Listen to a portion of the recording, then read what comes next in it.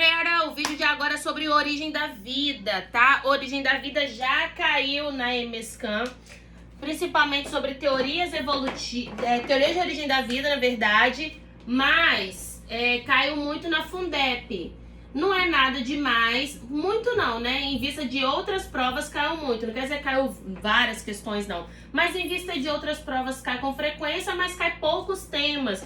Então eu acho que vale a pena, né? A gente guardar, já que a gente tem tempo, a gente pegar um tempinho e falar sobre esses temas. Então vamos lá. Origem da vida é como a vida surgiu. O que é considerado vida? A definição do termo vida em biologia é muito complicado. Porque tem gente que fala que vida é o momento da concepção, tem gente que fala que vida é o momento onde você tem, por exemplo, formação do sistema nervoso, tem gente que fala que vida é quando acontece a gravidez, enfim. Tem várias definições, mas eles acreditam que vida é aquilo que você tem. Quando você tem, por exemplo, um organismo celular, aí entra o problema de vírus, né, nessa definição toda.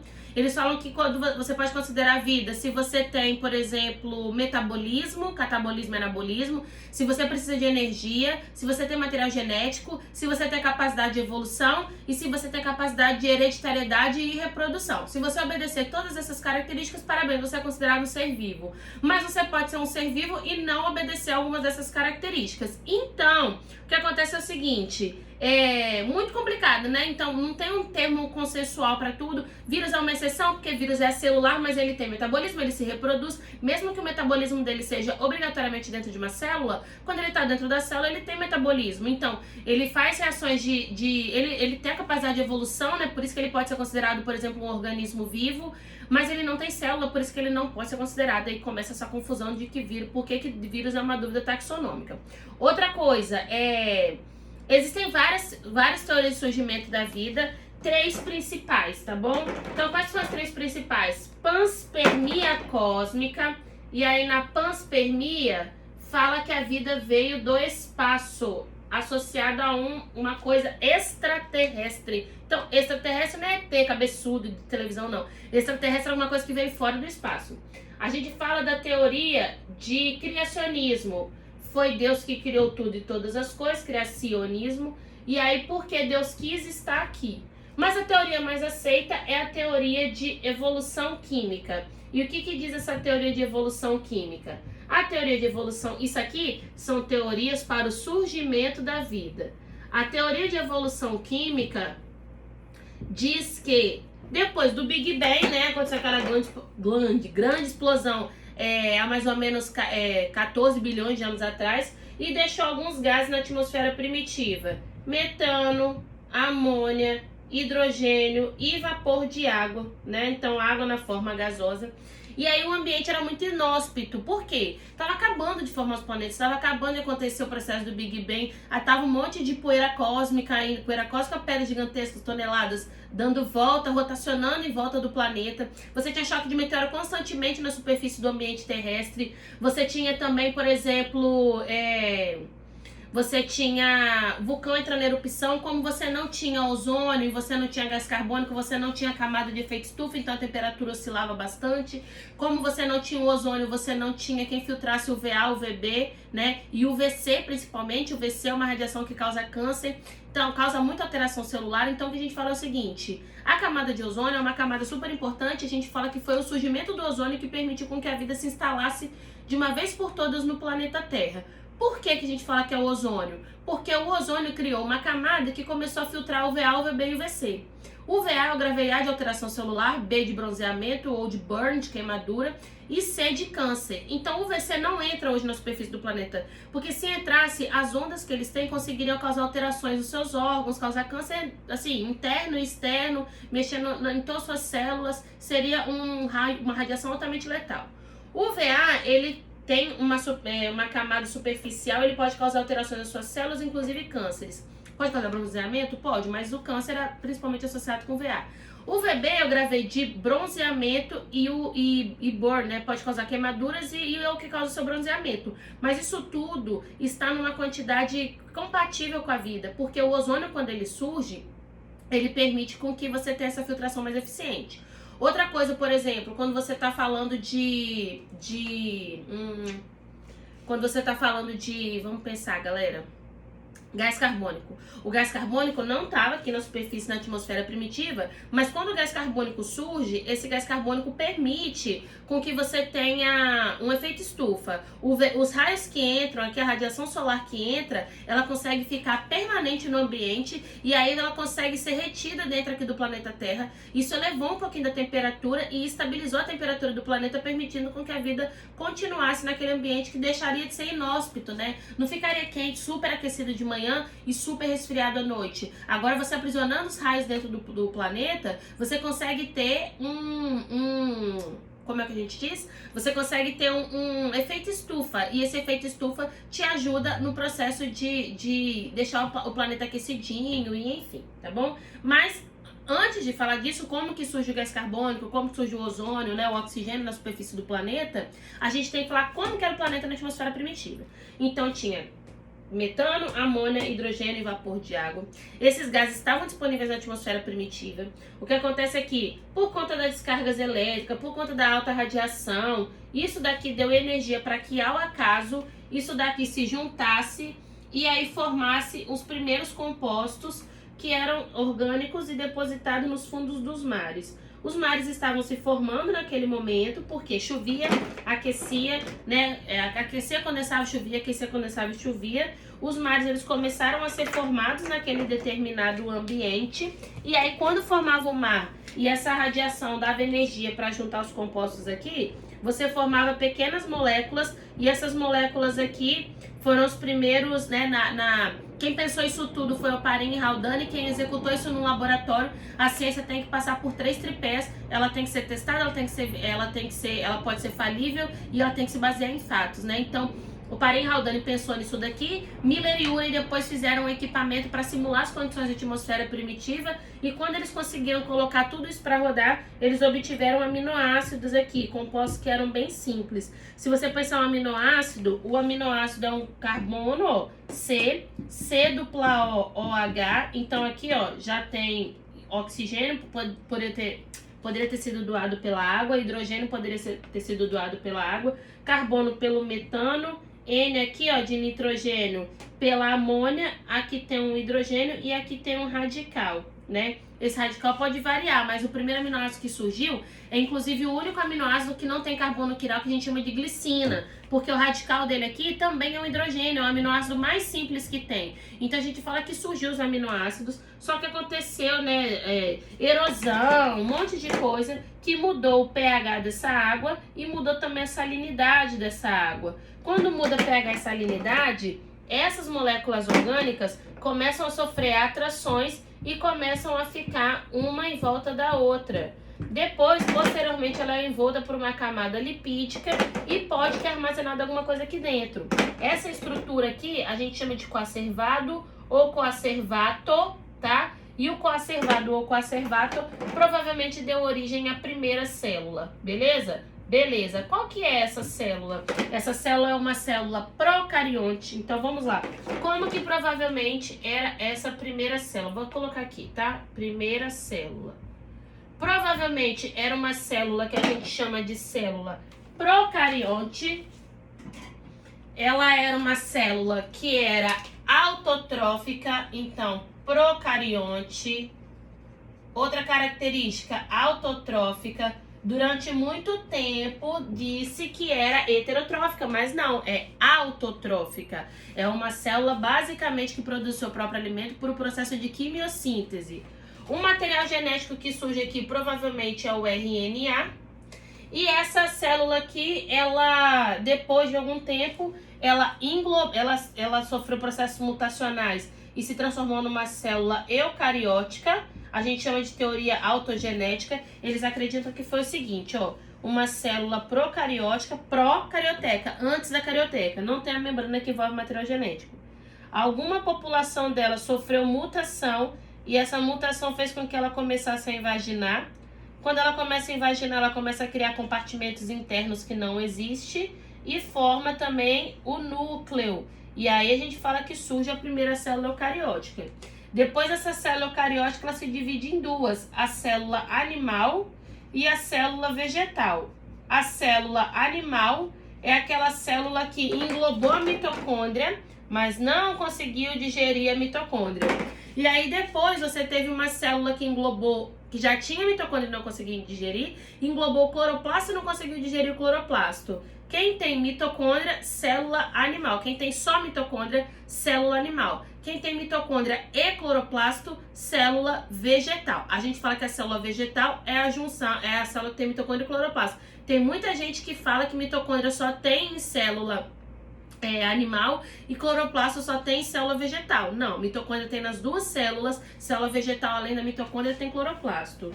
A teoria que fala que essa célula aqui tentou englobar a mitocôndria e aí não conseguindo digerir a mitocôndria ficou dentro dela, né? É a teoria que a gente chama de endodentro simbiótica, uma associação entre duas células, a célula eucariótica em formação e a célula procariótica, que era a bactéria que foi englobada. É por isso que a membrana, a crista interna da mitocôndria tem algumas características, por exemplo, tem a cadeia transportadora de elétrons que não tem na célula animal. Por quê? Porque a mitocôndria, a membrana dela é membrana de bactéria. E na bactéria, toda membrana é fosfolipídica, né, gente? Então, se você pensar, toda membrana é lipoproteica, na verdade. A parte lipídica é o fosfolipídio, a parte proteica são as proteínas. Então, toda membrana que você estiver falando vai ser desse jeitinho aqui. Fosfolipídio proteína e assim vai. Só que o que acontece? Acontece o seguinte, você tem proteínas nas membranas das bactérias que conseguem transportar elétrons, coisas que proteínas de membrana de célula eucariótica não conseguem fazer. A gente fala que as proteínas têm duas funções numa membrana plasmática: reconhecimento e transporte. A nossa membrana plasmática transporta um monte de coisa, mas ela não consegue transportar elétron tirando a energia do elétron. Mas a membrana plasmática de bactérias contém proteínas que conseguem transportar elétrons e retirar a energia desses elétrons. Então a gente fala que nesse caso aqui, quando essa célula eucariótica, vou até fazer a membrana dela aqui de azul, englobou a mitocôndria que tem membrana vermelha, dentro dessa membrana vermelha você tem proteína que transporta elétrons. E aí, ela acabou se tornando uma organela com duas membranas. A membrana azul, que é a membrana da célula, que era a membrana da bolsa de fagocitose. A membrana de dentro, que é a membrana da mitocôndria, que tem proteínas transportadoras de hidrogênio e elétron. E aí, o que acontece? Essa célula aqui azul, que não conseguia transportar hidrogênio e elétron, agora consegue transportar hidrogênio e elétron e tirar a energia dele. E aí essa energia foi importante por um processo que a gente chama de respiração celular, onde você consegue quebrar a glicose com todas as ligações da glicose e produzir energia. O resultado disso é que, em comparação com essa célula aqui, essa célula azul consegue pegar uma glicose e produzir cerca de 30 a 38 ATPs na contagem mais otimista. Mas essa célula aqui, não tem mitocôndria, essa célula eucariótica só consegue fazer fermentação. E aí a fermentação não consegue produzir tanta energia, consegue produzir só 2 ATPs no máximo. Então a gente fala que essa hipótese endossimbiótica, a endossimbiose, presta atenção no que eu tô falando, hein? A endossimbiose, ela é um processo muito importante, porque foi ela que permitiu com que células conseguissem dar um boom de evolução. Agora vê, mutação criou uma característica, que é fazer o quê? Uma célula procariótica invaginar. Essa característica foi tão vantajosa que essa célula levou vantagem em relação às células procarióticas. Então hoje a célula procariótica está restrita ao reino dos moneras, que nem existe mais, mas está restrita ao domínio dos árquea e o domínio das bactérias, beleza? Agora, todos os outros seres vivos são eucariotos e geralmente vai ter mitocôndria ou cloroplasto. Por quê? Em relação a essa célula eucariótica, essa daqui é mais vantajosa. Essa daqui consegue pegar o ATP, produzir mais ATP com uma molécula de glicose. Quem tem o cloroplasto ainda consegue fazer a glicose que é utilizada no processo de respiração, ou seja, ele também leva vantagem. O que acontece é que, com o tempo, só sobraram pouquíssimos indivíduos com células procarióticas e a maioria dos seres vivos tem célula eucariótica que completa formada do processo de endossimbiose. E tudo isso ao acaso, né? Então, uma coisa que inicialmente era ruim, eu era intolerante à mitocôndria, eu não conseguia digerir mitocôndria, em um determinado momento, quando surge o oxigênio, se passa a ser vantajoso. Porque eu que não faço digestão da mitocôndria, eu consigo utilizar o poder dela oxidador e conseguir quebrar a molécula de glicose e ter muito mais energia do que quem era considerado normal até aquele determinado momento. Essas são as 3 teorias de origem da vida. Então, panspermia, que a vida veio do espaço, o criacionismo, que foi Deus que criou tudo e todas as coisas, mas eu já falei pra vocês que a ciência ela tem que ser testada, ela tem que ser baseada em fatos e ela pode estar errada. A religião não permite que Deus seja testado, né? Não tem como testar a fé, não tem como testar a existência de Deus. Não tem como, por exemplo, você fazer... é fato. Milagres são manifestações de fé, né? Então, não é uma coisa que é palpável, não é uma coisa que é verificável. Então, muita gente não considera o criacionismo porque não está nos pilares da ciência. Mas você tem também a hipótese de evolução química, que é a hipótese mais aceita, tá? Outra coisa que eles falam é o seguinte, se você, por exemplo, tá falando de... Vou apagar aqui. Se você tá falando de célula, inicialmente a célula que surgiu era uma célula o quê? Era um organismo, o primeiro organismo que surgiu, um organismo unicelular. Quem são unicelulares hoje? Hoje unicelular é bactéria, árquea e protista e algumas algas. Fungos, tem fungo unicelular? Tem, mas fungos que retornaram para a condição unicelular, porque inicialmente quando o fungo surge, ele surge de uma população multicelular. O que acontece é o seguinte, quando você está falando de de bactéria e protista, né, protozoário e algumas algas, nem todas as algas são unicelulares, você vai estar falando de organismos que são formados por uma célula só. Então, os primeiros organismos que surgiu de célula procariótica, bactéria, de célula eucariótica, protozoário. Agora, como que isso deu para multicelularidade? Olha o que eles acham que é legal. Eles acreditam que organismos unicelulares que poderiam fazer todas as atividades sozinhas, então, por exemplo, comer, respirar, excretar, fecundar, tudo sozinho, eles começaram a se juntar e na hora que eles começaram a se juntar, eles começaram a formar organismos com muitas células. E esses organismos com muitas células começaram a levar vantagem em quem era formado por uma célula só. E o resultado disso é que a multicelularidade levou vantagem em organismos unicelulares. E aí depois você forma organismos que são formados por várias células, mas não tem tecido. E aí depois a multicelularidade ela ganha um outro patamar, que é você ser formador de tecido, ou seja, você formar tecido, células especializadas em determinadas funções. Aí a pergunta vem, se você surgiu a vida, né, daquele jeito, uma vida pode vir do nada? Uma vida pode surgir do abio, de coisas que não são vivas? Ou a gênese da vida só pode vir de outra coisa viva, tá? Então a gênese, ou seja, a criação da vida, pode ser de forma abiótica ou de uma coisa não viva, ou só é de forma biótica. Existem vários pesquisadores que defendem a abiogênese, alguns que fizeram experimento, por exemplo, Niederhan, tá? Que tem experimentos comprovados. Agora, em relação à biogênese, primeiro, rede para macro-organismo, aí depois você vai ter aqui Spallanzani para micro-organismo, e o principal de todos, Pauster, quando ele fez aquele experimento dele, em que ele pegou um caldo nutritivo, depois ele encurvou o pescoço da garrafa com aquecimento para formar um pescoço de cisne, que a gente fala, e aqueceu. Quando ele aquece, ele mata todos os micro-organismos. Então, qual que era o problema e a briga das pessoas que ficavam defendendo um ou outro? Quando você fazia o experimento, ele estava muito fechado, eles falavam que você, na hora de aquecer, poderia matar a força vital que estava aqui dentro e a força vital não conseguir depois penetrar e conseguir transformar o líquido. Então, Niederhan e Spallanzani são os principais opositores que tem, eles ficam brigando, porque Niederhan fala que Spallanzani matou a força vital, a Spallanzani fala que Niederhan não aqueceu tudo e não matou todos os micro-organismos, enfim. Só que o que Pasteur fez? Pasteur, que foi um gênio na época dele, falou o seguinte: eu não vou fechar isso daqui, eu vou encurvar o pescoço, porque se o micro-organismo vier do ar, o o micro-organismo ele não é uma coisa que escala, então ele vai ficar restrito aqui no pescoço do bico. Se o líquido conseguir se transformar, ele vai se transformar. Se eu superaquecer aqui, não tem problema, porque a força vital é uma força também, então ela consegue entrar, já que vai estar aberto.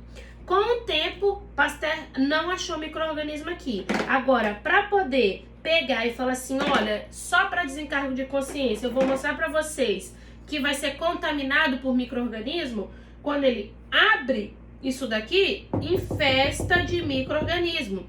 Quando ele olha, os micro-organismos ficam retidos aqui, mostrando que o quê? Que o micro-organismo vem do ar e que não existe força vital, porque se existisse, ela entraria aqui e conseguiria transformar essa substância. Então é isso que eles falam. Há uma coisa que eu acho muito legal, que eu não falei, que já caiu também, é sobre o que eles chamam de Eva mitocondrial.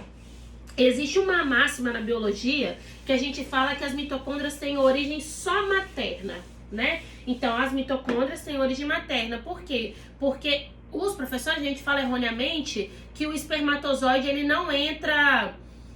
que o espermatozoide, só entra a cabeça do espermatozoide e a mitocôndria fica no pescoço rotacional dele, que a gente chama de peça intermediária. Isso é mentira, né? Então, o espermatozoide, ele penetra inteiro no ovócito. Só que, quando ele chega no ovócito, tudo dele é consumido e só sobra material genético e centríolo. Então, entra a mitocôndria do espermatozoide no óvulo, só que a mitocôndria do espermatozoide é toda degradada. E o resultado que a gente tem mitocôndria de origem materna, ok? Ok. Se a nossa mitocôndria é de origem materna, quer dizer que o material genético daquela primeira célula, daquela primeira população de célula que englobou aquela mitocôndria, é o material genético que tem até hoje.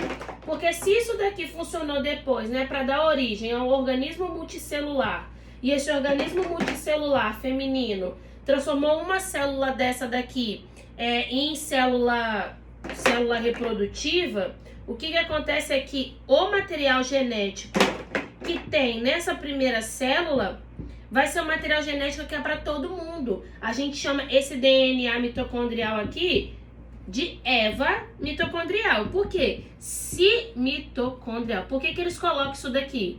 Porque se o material genético é só de origem materna, quando você tem o primeiro material genético, ele é da primeira mulher. A Bíblia fala que a primeira mulher é a Eva. Então vamos utilizar o nome dela para poder falar que o material genético que nós temos salve mutações, né? Que mutações fazem transformar o material genético diferente na outra espécie, mas lá no fundinho, lá no começo da vida, é aquele material genético que foi englobado por aquela população. E aí a gente chama que o material genético da mitocôndria de todo mundo, já que a origem só materna, é de uma mulher só, que é da Eva. Então o DNA mitocondrial a gente tende a chamar de Eva mitocondrial, tá bom? Sofreu mutação ao longo do caminho? Sofreu. Tem pequenas variações? Tem pequenas variações. Mas quanto mais parente você é de um indivíduo, mais igual é o citocromo que você tem dele. Citocromo é as proteínas transportadoras da mitocôndria. Então, quanto mais parente, meu citocromo, quando eu comparo com um cavalo e com um macaco, o meu citocromo é muito mais parecido com o citocromo de um macaco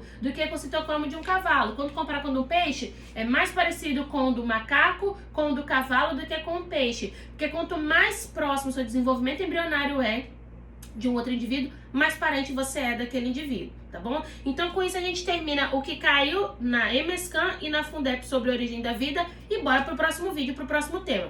Beijo, tchau, galera!